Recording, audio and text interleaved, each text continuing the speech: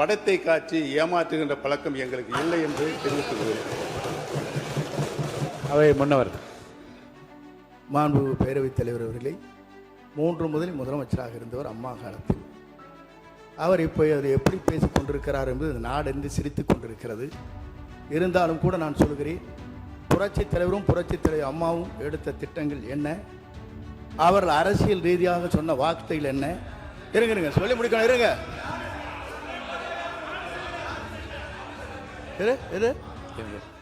எங்கள் மாண்புமிகு பேரவைத் தலைவர் அவர்களே, எங்கள் அண்ணன் செங்கோட்டையன் அவர்கள் இடம் மாறி இருக்கலாம், ஆனால் புரட்சித் தலைவர் அம்மா அவர்களை இன்னும் தன்னுடைய இதயத்தில் தன்னுடைய சட்டை பையில் இன்னும் வச்சிருக்காரு. ஆனால் புரட்சித் தலைவர் அம்மாவால் முதலமைச்சராக்கப்பட்டவர் இன்றைக்கு அவருடைய சட்டை பையில் யாரோட புகைப்படம் இருக்கிறது தமிழ்நாட்டு மக்களுக்கு தெரியும். அமைச்சர்களுக்கு பதில் சொல்வதற்கு நேரம் இருக்கிறது, காலம் இருக்கிறது.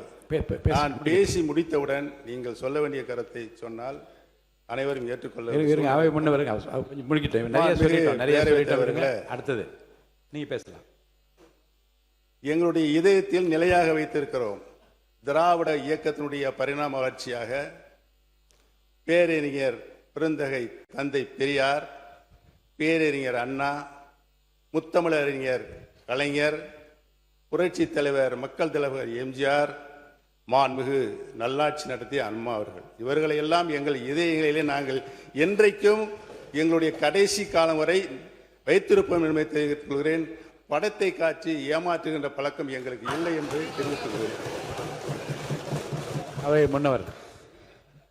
மாண்பு பேரவைத் தலைவர் அவர்களே, 3 முதல் முதலமைச்சராக இருந்தவர் அம்மா காலத்தில்.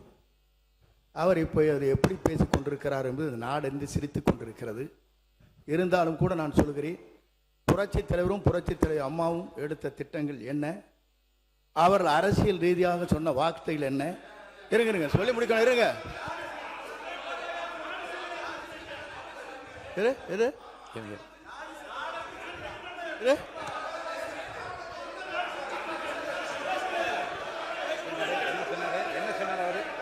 சொல்லி இருங்க, அமைதியா இருங்க.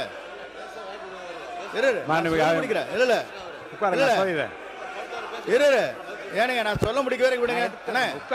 உட்காருங்க, நான் சொல்ல போறேன், முடிவு சொல்ல போறேன். உட்காருங்க. இல்லைங்க, நான் என்ன உட்காருங்க. இருங்க, அவை முன்னவர் உட்காருங்க.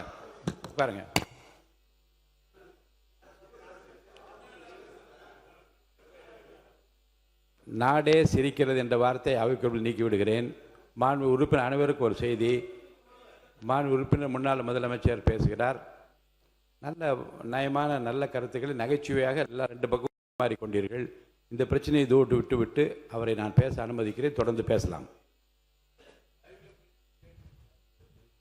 மாண்புமிகு பேரவைத் தலைவர்களே, நான் உண்மையிலேயே இந்த நிதிநிலை அறிக்கையில் பேச வேண்டும். இந்த அரசு தேர்தல் வாக்குறுதிகளை செய்திருக்கிறதா என்பதை சொல்ல வேண்டும்.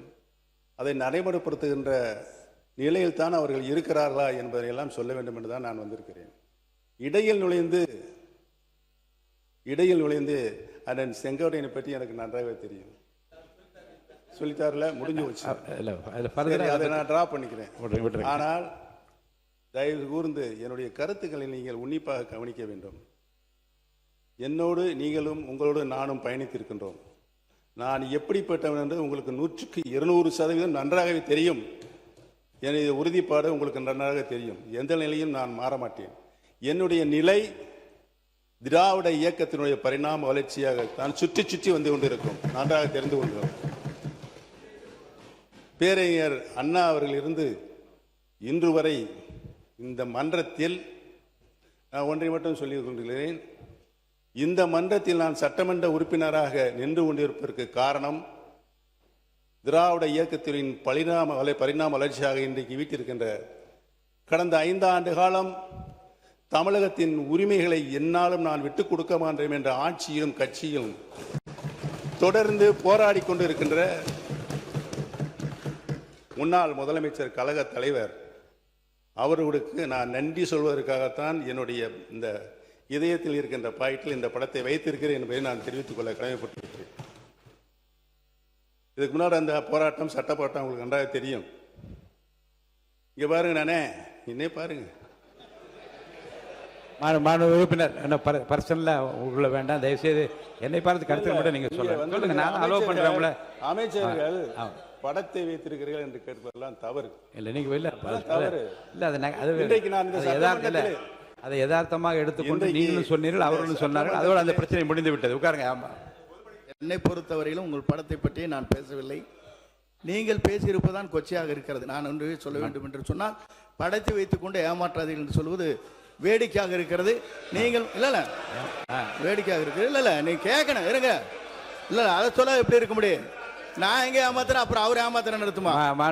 மாண்பு அவை முன்னோர் பர்சனலாக விடுங்க. ஆமாம், இல்லை இருங்க.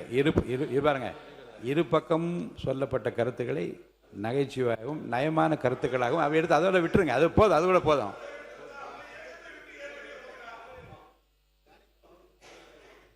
எடுத்துக்கொள்ளுமாறு நான் கேட்டுக்கொள்கிறேன். இந்த இரண்டையுமே உட்காருங்க.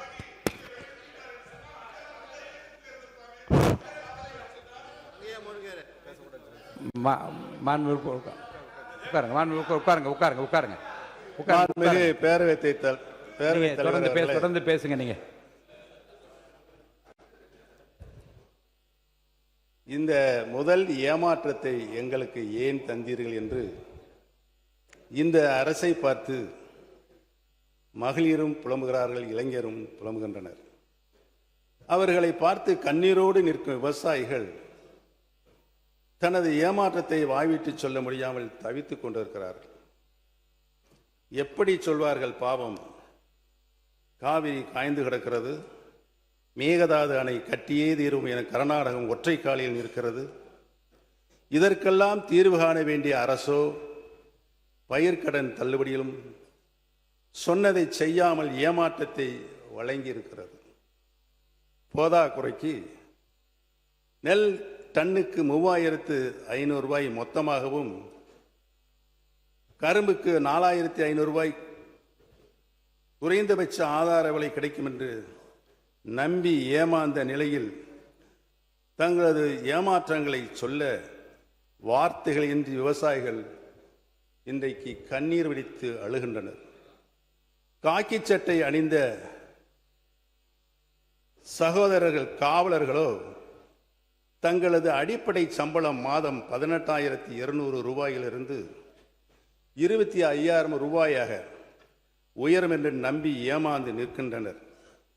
பட்ஜெட் பக்கங்களை எல்லாம் புரட்டி தேடினாலும் பழைய ஓய்வூதிய திட்டத்தை செயல்படுத்துவதற்கான நடவடிக்கைகளை காணவில்லை என நமது இந்த அரசுக்கு அச்சாணியாக விளங்கிக் கொண்டிருக்கின்ற அரசு ஊழியர்கள் ஏமாந்து நிற்கின்றனர். 5 ஆண்டுகள் பணிமுடித்த செவிலியர்கள், தற்காலிக ஆசிரியர்கள் பணி நிரந்தரம் செய்யப்படும் என நம்பினர். ஆனால் அதற்கான எந்த அறிவிப்பும் வந்து சேராதால் அவர்களும் ஏமாந்து நிற்கின்றனர்.